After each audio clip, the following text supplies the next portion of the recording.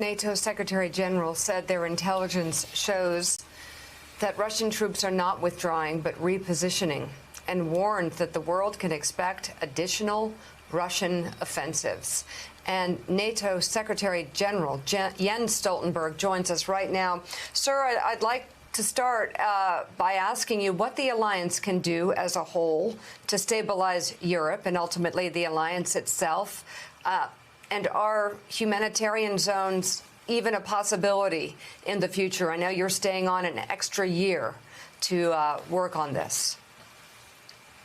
So fundamentally, NATO does two things. We provide support to Ukraine, military support. NATO allies provide modern military equipment, but also humanitarian support and financial support to Ukraine, our very close and highly valued partner. Then our core task is, of course, to make sure that all NATO allies, 30 NATO allies, 1 billion people stay safe and secure in this more dangerous security reality which we face now. And therefore we have significantly increased our military presence in the eastern part of the alliance, and I very much welcome the leading role of the United States and the US administration in sending in more troops, but also European allies have stepped up with more troops on the ground, at sea and in the air, and sending a clear message to Russia of our readiness to protect and defend every inch of NATO territory. You called Ukraine a valuable partner. Ukraine's valiant defense against this Russian assault, does it demonstrate that the nation perhaps is more than ready to take on the responsibility of NATO membership? And had Ukraine been a member, would this be happening? First of all, it demonstrates the courage of the Ukrainian armed forces, the courage of the Ukrainian people and the Ukrainian political leadership, not least President Zelensky and his leadership, and the Ukrainian people have inspired a whole world.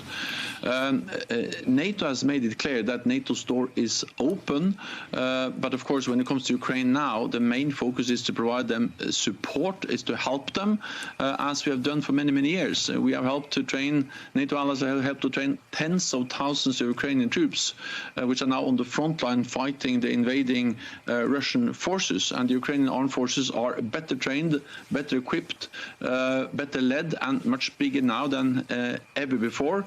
And this has proven extremely important in resisting the invading Russian forces. And what we see is that Russia continues to pursue a military solution to the conflict in Ukraine. Mr. Secretary General, let's take a step back and just look at what's happened with NATO and look what's happened over the past few months in Europe generally. I'm curious if you've had any time at all to think about the historic changes that have taken place and the more muscular role that NATO and European countries individually now are talking about taking in the future. I'm also curious about Finland, curious about Sweden. Do we expect the possibility of their membership in NATO in the future? Well, there's a discussion taking place in both Finland and Sweden now, and I visited Finland and Sweden recently, and also in regular contact with the political leadership in the two countries. Our message is that every independent sovereign nation, as Finland and Sweden, have the right to choose their own path. So, of course, we have for many years respected their decision to not aspire for NATO membership. But if they decide to change in light of the brutal invasion of Ukraine, then, of course, we also respect that. And what we know is that Finland and Sweden, they meet the NATO standards. We have full interoperability between NATO forces and Finnish and Swedish forces. We exercise together, we train together, and therefore I expect that they will be very much welcomed by 30 allies, and that we can find ways to welcome them into NATO through a very quick process. But this is at the end of the day for Finland and Sweden to decide whether they apply, and then for 30 allies to decide on the way forward. Mr. Secretary General, good morning. Thank you for being with us today.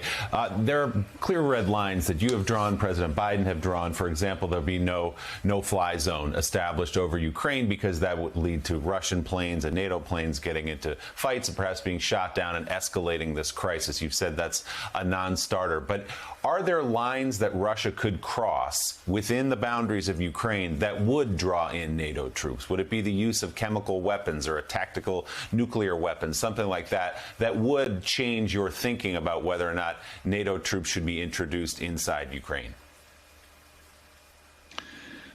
NATO's core and most important responsibility is to protect and defend 30 NATO allied countries.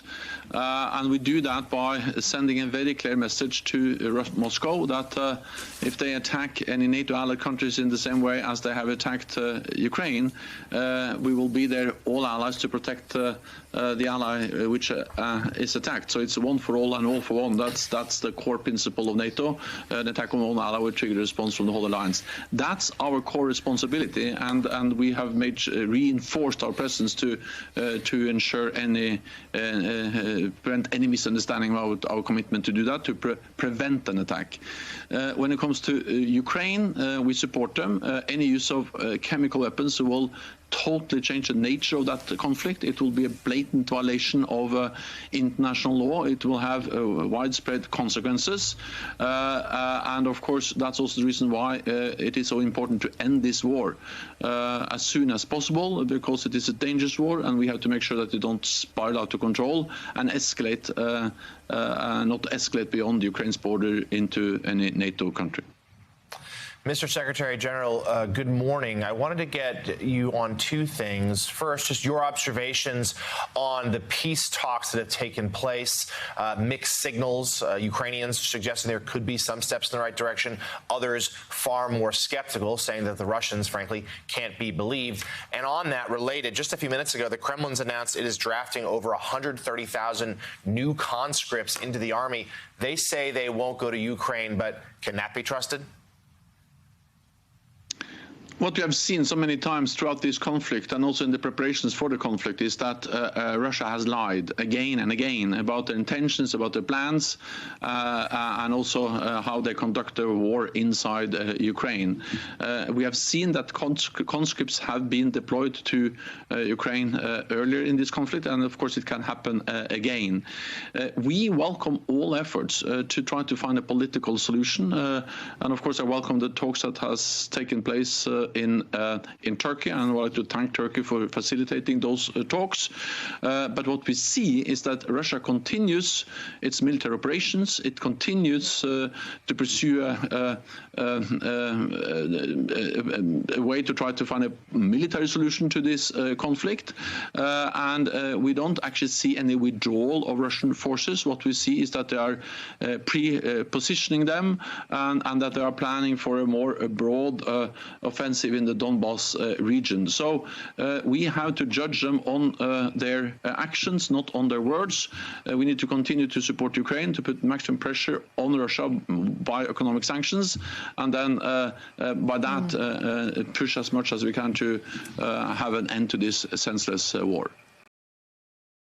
Hey, thanks so much for watching our YouTube channel. You can follow up on today's top stories and breaking news, or catch up on your favorite MSNBC shows all in one place. Download the NBC News app today.